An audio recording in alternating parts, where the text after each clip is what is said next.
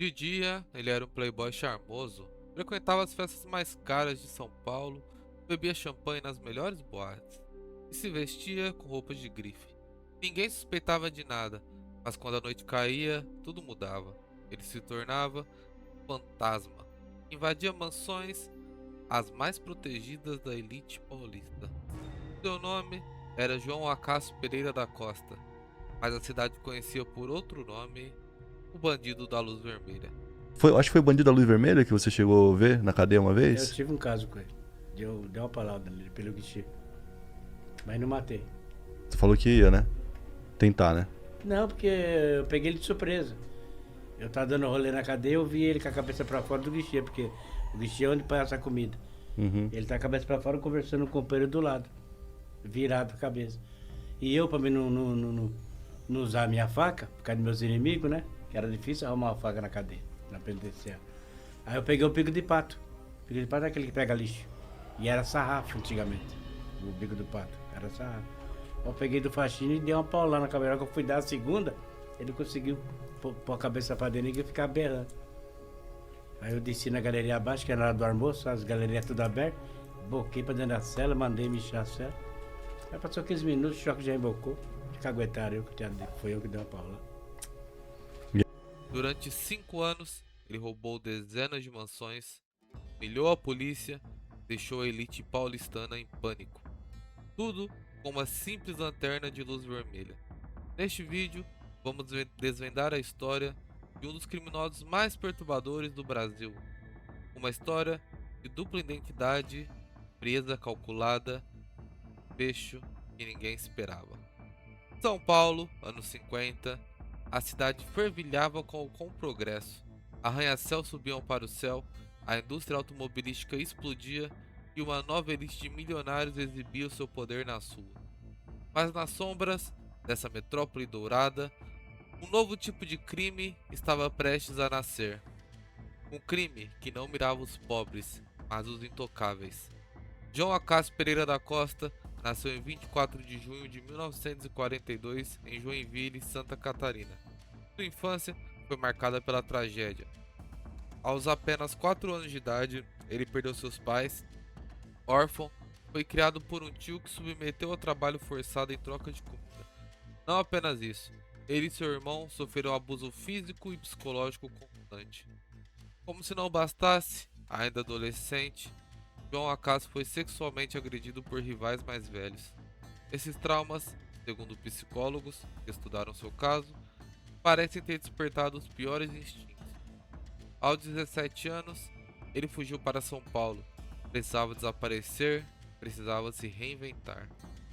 Em Santos, João Acácio construiu uma fachada perfeita. Ele se apresentava como filho de fazendeiros abastados, jovem bem educado, charmoso, discreto. Ninguém suspeitava que era um criminoso, mas a verdade era muito diferente. Durante o dia, ele era um ladrão de carros, roubava veículos no Rio de Janeiro, dirigia de volta para São Paulo e os vendia. Segundo relatos da época, ele chegou a roubar 50 veículos em uma única série de crime. 50 carros. A polícia não conseguia nem se aproximar.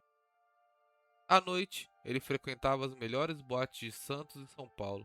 Gastava o dinheiro dos roubos com mulheres e bebia. Ele era vaidoso, extremamente vaidoso. Usava roupas de cores vibrantes, chapéus extravagantes, lenços de cowboy cobrindo seu rosto.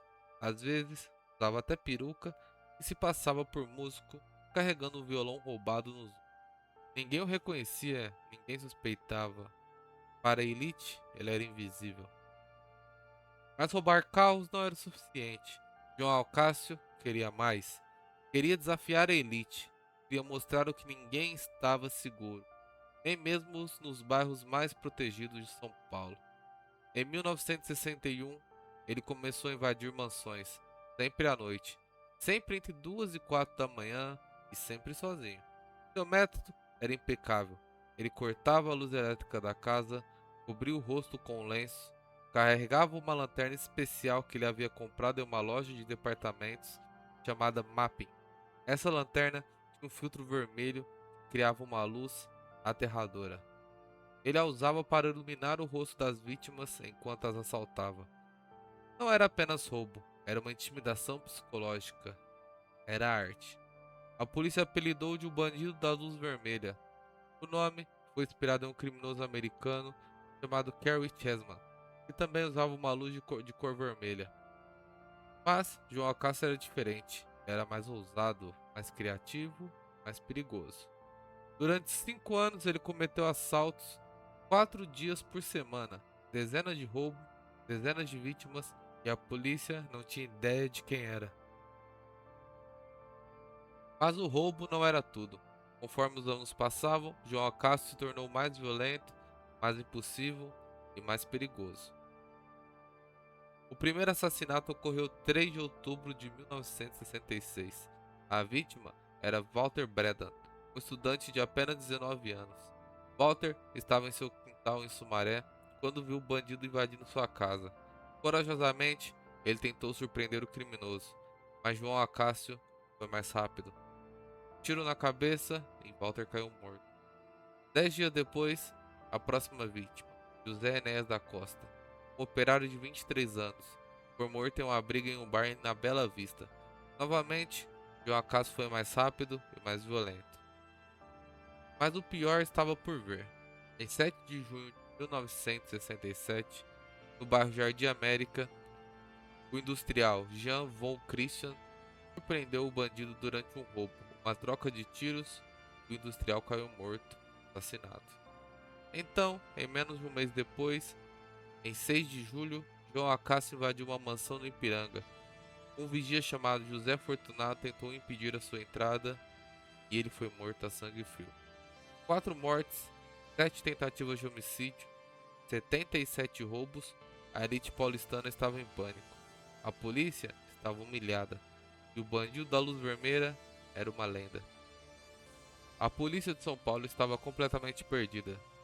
Eles não tinham ideia de quem era o bandido da luz vermelha. Suas descrições eram vagas, seus suspeitos eram errados.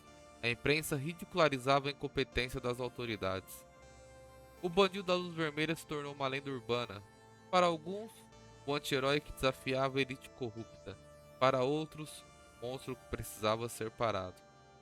A polícia sabia que ele tinha deixado impressões digitais em várias cenas do crime, mas comparar as impressões digitais manualmente era um processo lento e tedioso. Levou 5 anos. 5 anos de investigação, de frustração e de fracasso. Mas então, em 1967, finalmente conseguiram uma pista. Uma impressão digital em uma mansão, uma comparação com registros anteriores, uma batida. O bandido da luz vermelha tinha um nome. Ele estava em Curitiba.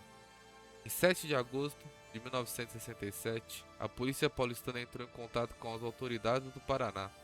Eles sabiam que o bandido da luz vermelha estava fugindo para o sul. Sabiam que ele passaria por Curitiba. A polícia do Paraná montou uma vigilância rigorosa em todos os pontos estratégicos e então o telefone tocou. Uma denúncia anônima. Um homem suspeito estava em um hotel em Curitiba. Quando a polícia chegou, encontraram João Acácio vivendo sob a identidade falsa de Roberto da Silva. Malas cheias de dinheiro, roupas caras, documento falso. Ele foi preso.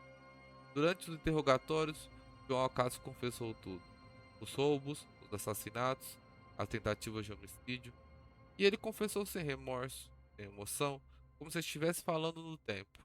A manchete do jornal Notícias Populares, no dia seguinte, preso o bandido da luz vermelha em Curitiba com malas cheias de dinheiro.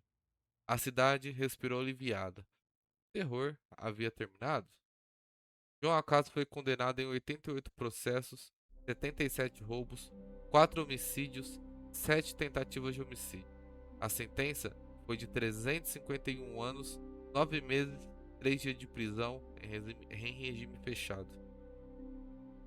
351 anos. Mas havia um problema. A lei brasileira não permite que o preso permaneça mais de 30 anos na cadeia. Então João Acácio seria liberado em 1997, 30 anos depois da sua prisão. Na cadeia, ele se tornou uma celebridade. Outros presos o respeitavam. A mídia o procurava, ele era famoso, ele era uma lenda. Nos primeiros meses de detenção, João Acácio escreveu uma carta denunciando ameaças de morte que recebia dentro da prisão. A carta foi publicada na capa do jornal Notícias Populares. Ele era tão famoso que até as suas cartas da prisão eram notícia. Sua história inspirou livros, música e um filme de 1968 chamado O Bandido da Luz Vermelha, dirigido por Rogério Granzella. O filme se tornou um clássico do cinema brasileiro, mas a história de João Acácio ainda não havia terminado. Em 26 de agosto de 1997, após 30 anos de prisão, João Acácio foi libertado. Ele tinha 55 anos, voltou para Joinville, sua cidade natal. Mas a liberdade não durou muito.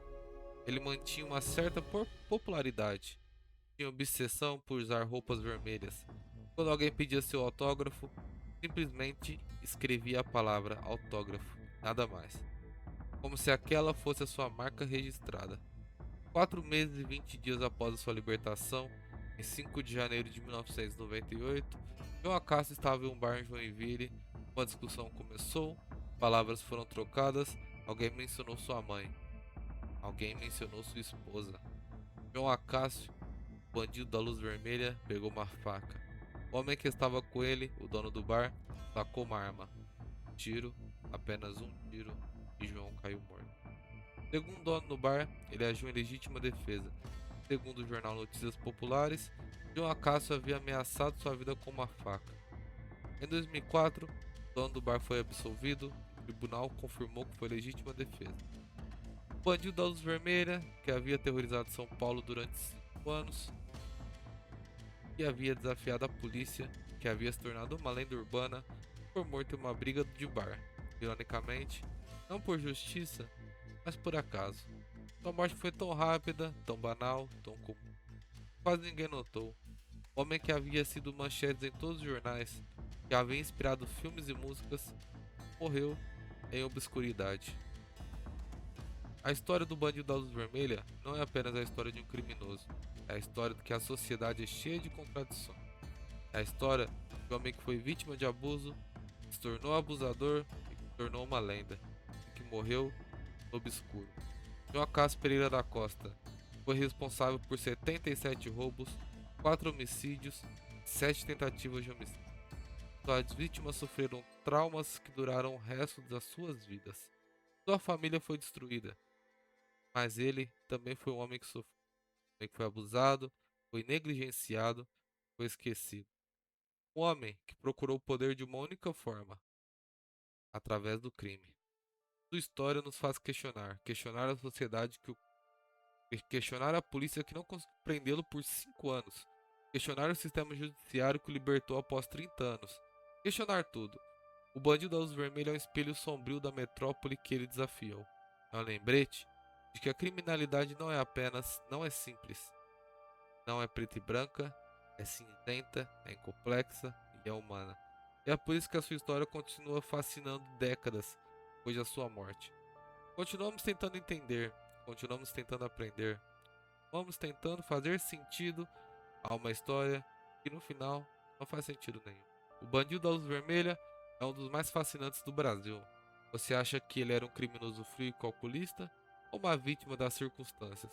Deixe sua opinião nos comentários abaixo. Se você gostou dos vídeos e quer desvendar mais crimes sombrios do Brasil, inscreva-se no Horizonte Proibido e ative as notificações. Novos vídeos toda semana e até o próximo mistério.